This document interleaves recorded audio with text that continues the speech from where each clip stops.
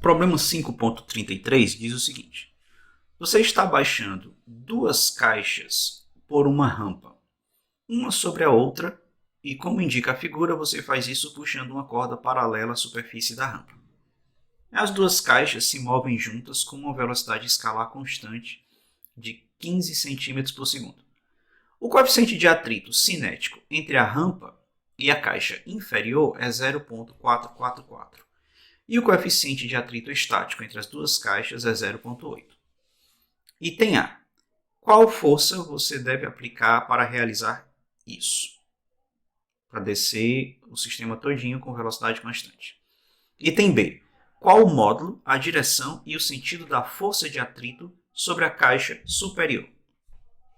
Então vamos desenhar o sistema, o diagrama de forças atuando em cima de cada caixa. Certo? Então, vou chamar a caixa de cima de caixa 1 e a caixa de baixo de caixa 2. Tá certo? Lembrar que aqui tem um ângulo θ e vamos definir logo quem é esse ângulo θ. A tangente de θ é tal que é 2,5 dividido por 4,75. Então, utilizando a calculadora, 2,5 dividido por 4,75. O arco tangente desse ângulo é 27,75 graus. Então, θ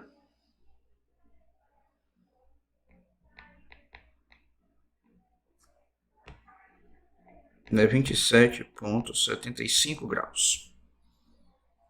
Certo?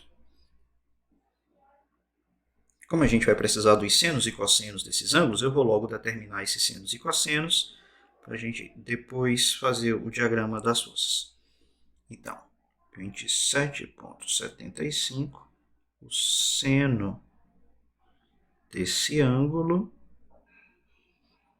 0,47, então seno de θ é 0,47, cosseno do ângulo é 0,88.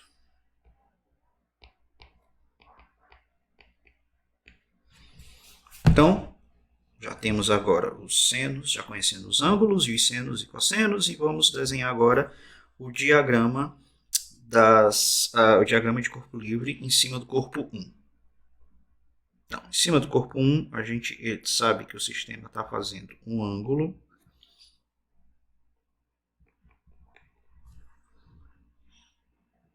θ,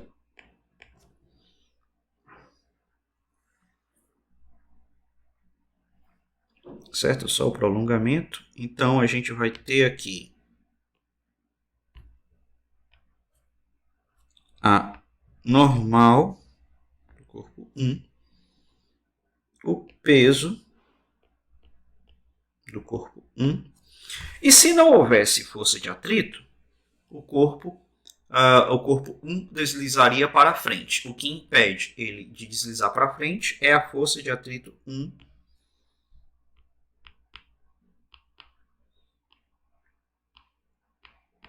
para trás. Certo? Então, se a gente for fazer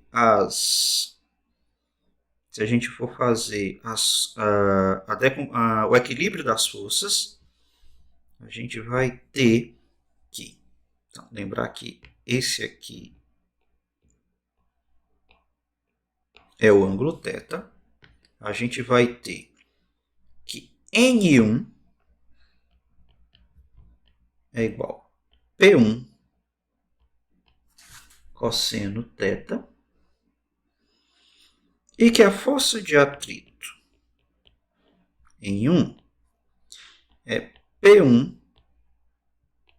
seno θ. Certo? Lembrar que a força de atrito é igual a normal vezes o μ1. A força de atrito em 1 também é a normal 1 vezes o μ1 que é o coeficiente de atrito entre as duas caixas. Certo? Mi1, o problema deu é 0,8. Vamos agora desenhar o diagrama de forças na caixa 2.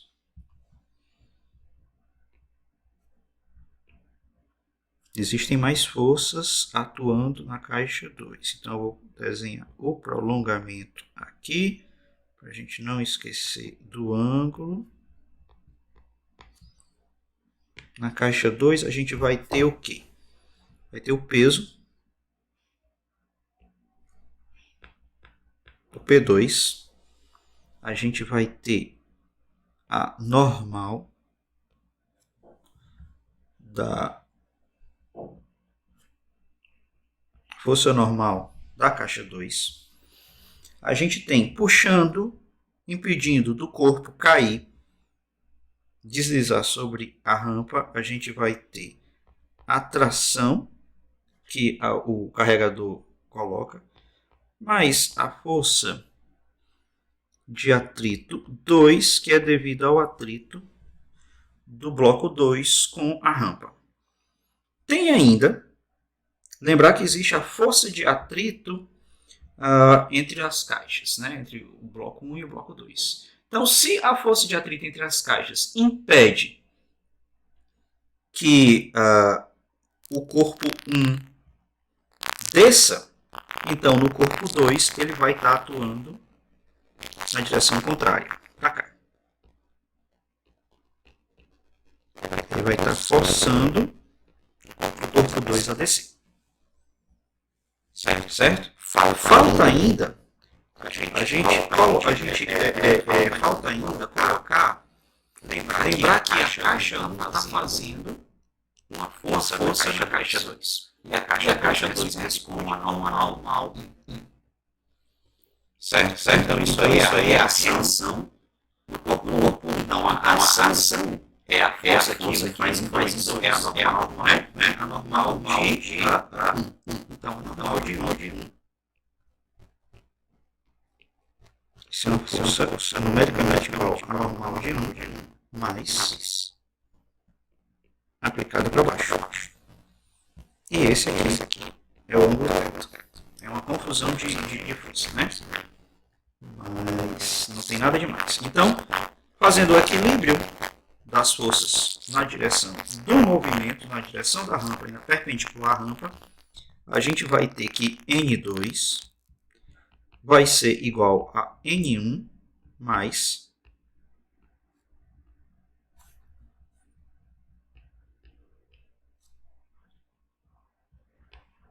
P2 cosseno θ.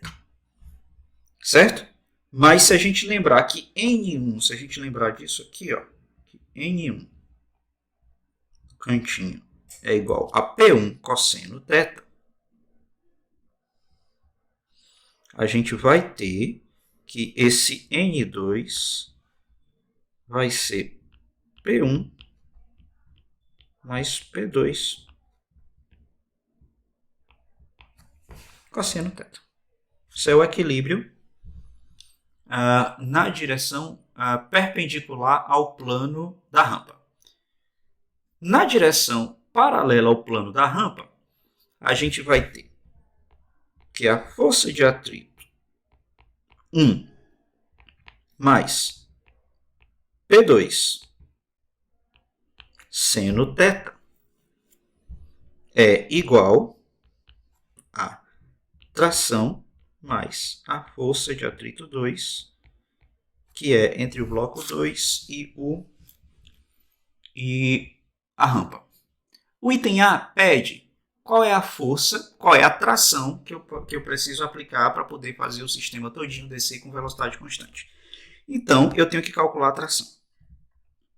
A tração vai ser a força de atrito 1.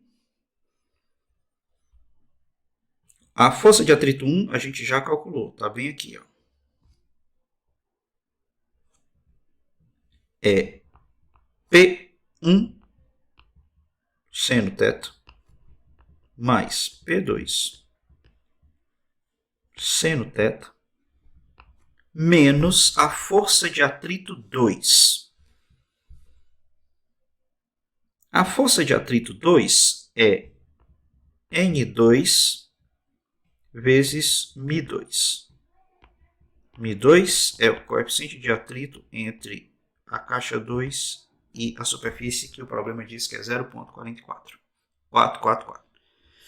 Então, a tração vai ser simplesmente P1 mais P2. Seno θ menos N2, que é menos P1 mais P2. Cosseno θ vezes μ2. Então, isso aqui. Assumindo G igual a 10,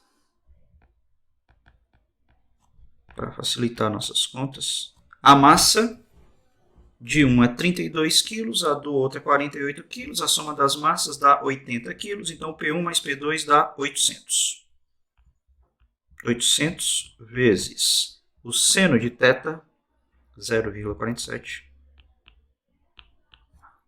menos 800, que multiplica 0,88 vezes 0,444. Isso aí tudo vai dar, fazendo aqui na calculadora, 800 vezes 0,47, isso aí dá 3,376, menos 800 vezes 0,88 vezes 0,444, 312,6. 312,6. Isso, 376, isso menos 376.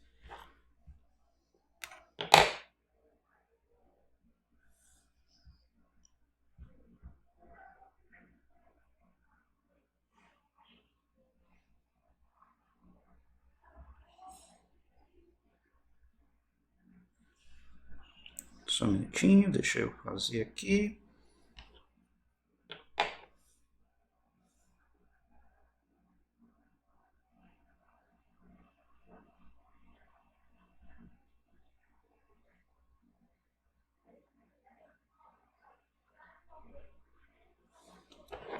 Isso aí dá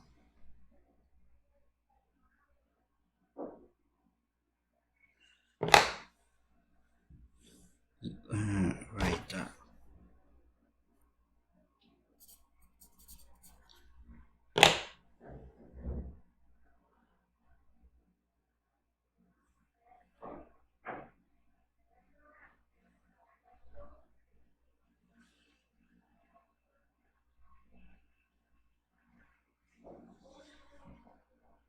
0,47 menos 0,88 vezes 0,444. Ok. Isso aí vezes 800.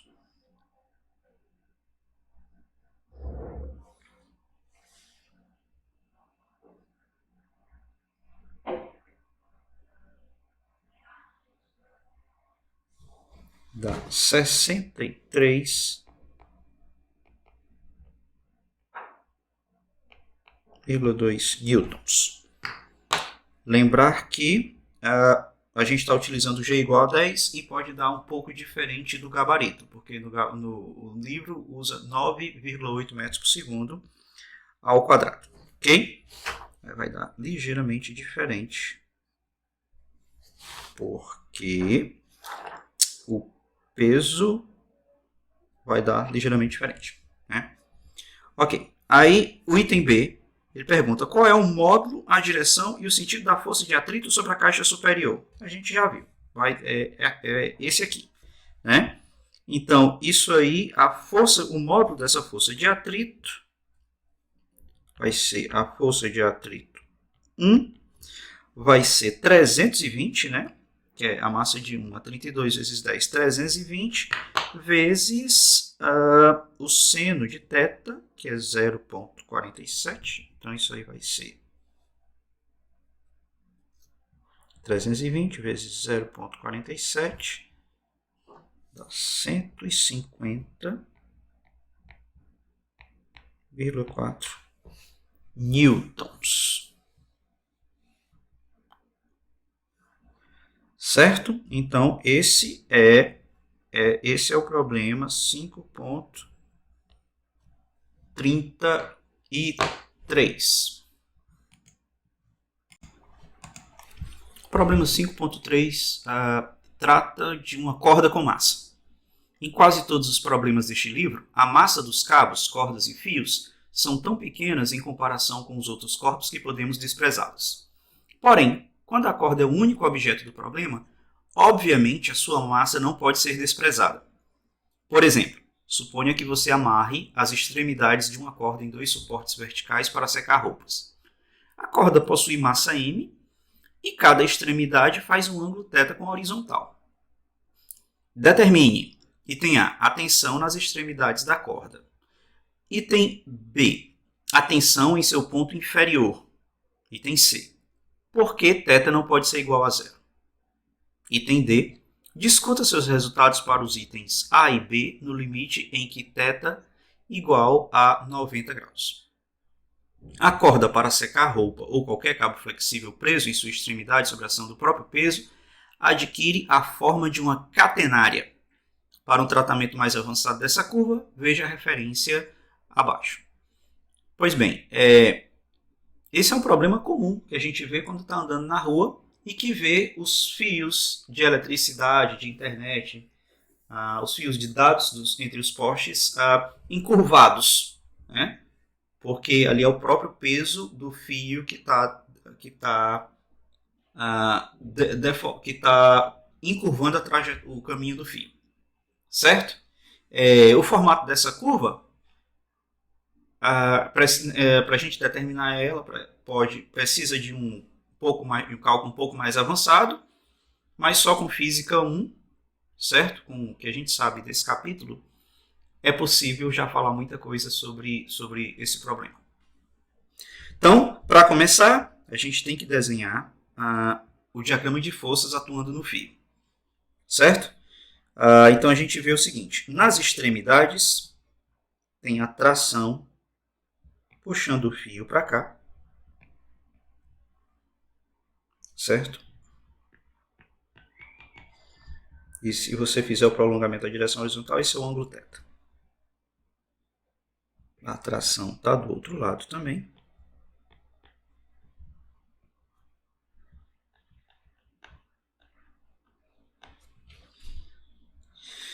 E você tem que equilibrar as forças, né? Então você vê aí que a componente horizontal T cosseno θ para a esquerda equilibra com T cosseno θ para a direita. Então não faz sentido escrever essa daí. Mas o equilíbrio de forças na direção vertical diz que 2 vezes T seno θ, 2 vezes por quê? Porque a corda tem duas trações aplicadas na corda, uma em cada extremidade. E aqui no meio, a gente esqueceu de colocar o peso. O 2T seno θ tem que equilibrar com o peso. Portanto, a tração nas extremidades da corda, que é igual a T, vai ser o P dividido por 2 vezes o seno de θ. Certo? Se aí no item C ele pergunta por que θ não pode ser igual a zero? Bom, se θ for zero, o seno de zero é zero e a tração tem que ser infinita. Por que a tração teria que ser infinita? Ela teria que ser tão grande na horizontal, né? Já que o θ é zero, a tração teria que ser tão grande na horizontal, porque na direção vertical não teria nenhuma força para equilibrar o peso. Então, o único jeito de equilibrar isso é ter uma tensão infinita, puxando os fios de um lado para o outro. Ok? Então, com isso a gente responde o item A e o item C. No item B, ele pergunta a tensão em seu ponto inferior. Então, a gente vai fazer aqui um zoom na corda, tá certo? Então, eu vou pegar aqui o lado esquerdo da corda e vou desenhar ela até o ponto mais baixo da corda. Ela continua, certo? Ela continua aqui. E aqui eu vou desenhar as forças. Eu sei que para cá vai ter a tensão T0,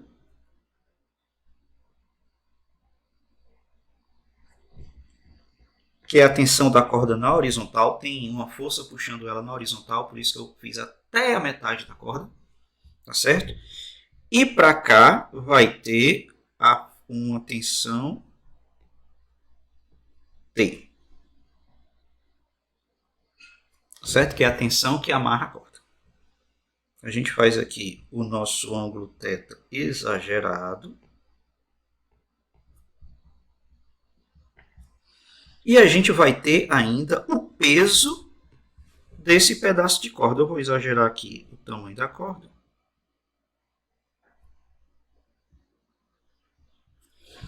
E vai ter o peso desse pedaço de corda atuando bem no centro de massa desse segmento. Se a gente fizer o equilíbrio de forças, a gente vai ter aí o quê?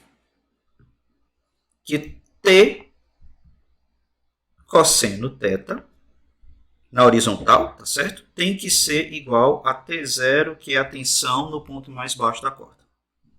Na vertical, a gente tem que T seno θ é igual ao peso. Lembrar que é o peso somente metade da corda, certo?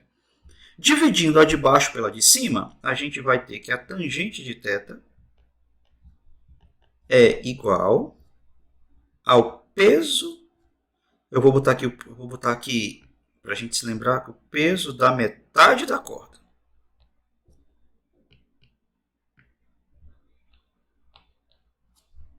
Peso da metade da corda sobre T0. Logo, a tração no ponto mais baixo da corda, que é T0, vai ser o peso da metade da corda, isso aí é mg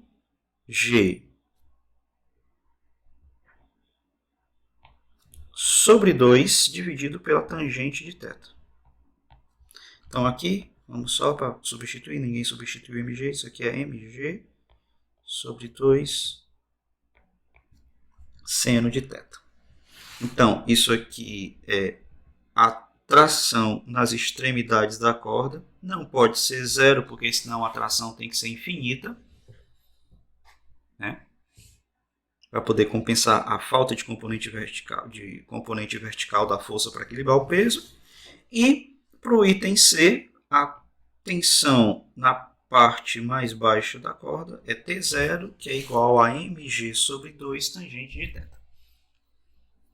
O item D pede para a gente discutir os resultados do item A e B no limite de θ igual a 90 graus.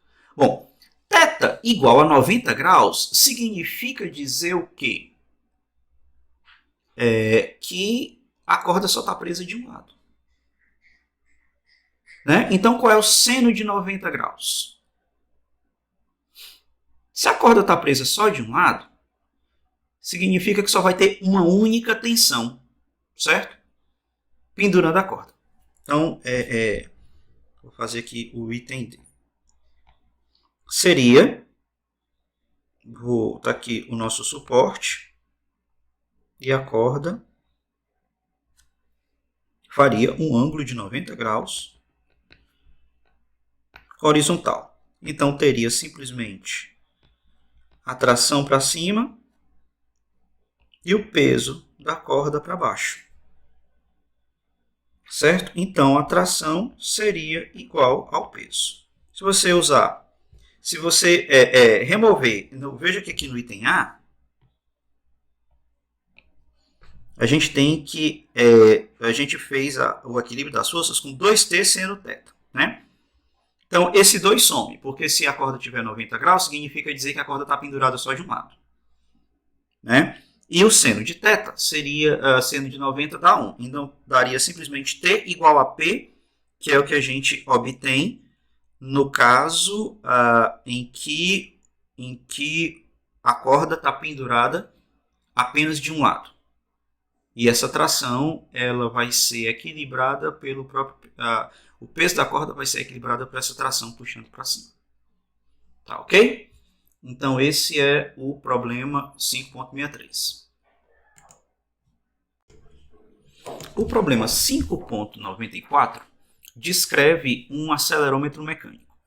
Um acelerômetro é um dispositivo que serve para medir a aceleração dos objetos.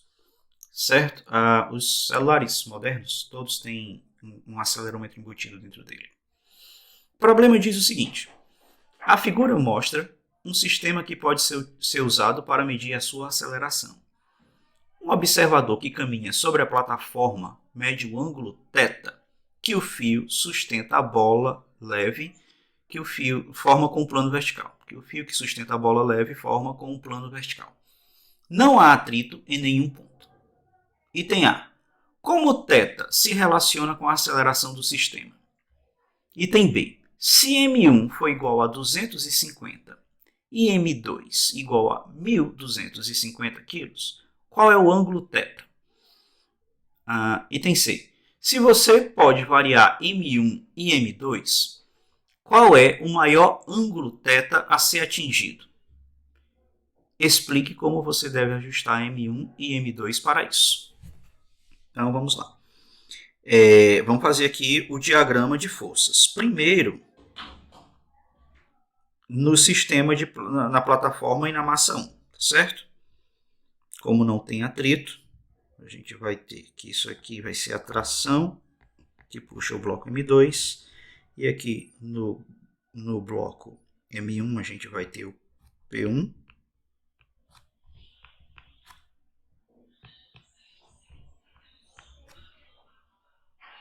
e aqui a gente vai ter a tração. Certo? Então, escrevendo a segunda lei de Newton para o bloco 1, a gente vai ter que P1 menos a tração é igual a M1 vezes a aceleração do sistema. E que T é igual a M2 vezes a aceleração do sistema. Certo? Combinando as duas equações, a gente vai ter que P1 vai ser igual a M1 mais M2 vezes a aceleração. Como P1 é igual a M vezes G, a aceleração vai ser M1 sobre M1 mais M2 vezes G.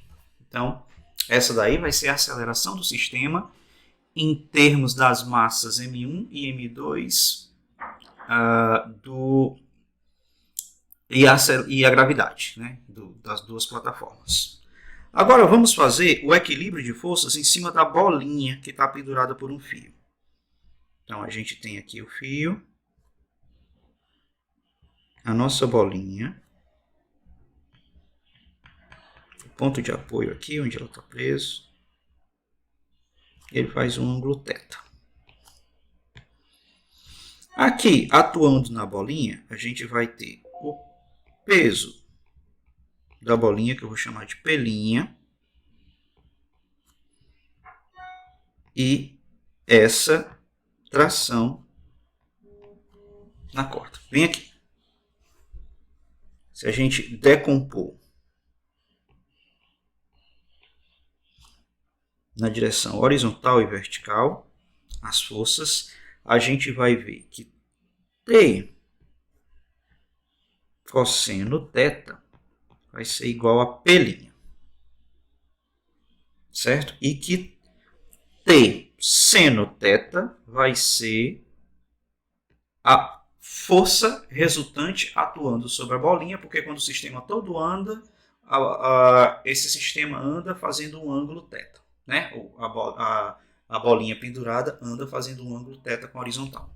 Então isso aqui vai ser a massa da bolinha, m', vezes a aceleração. E essa aceleração aí é a mesma do sistema, tá certo? Se a gente dividir uma pela outra, a gente vai ter que a tangente de θ vai ser igual a m' sobre A dividido pelo P, que é m' sobre G. Então, a aceleração do sistema, se a gente quiser, se a gente conseguir montar um acelerômetro mecânico como esse, a gente descobre a aceleração do sistema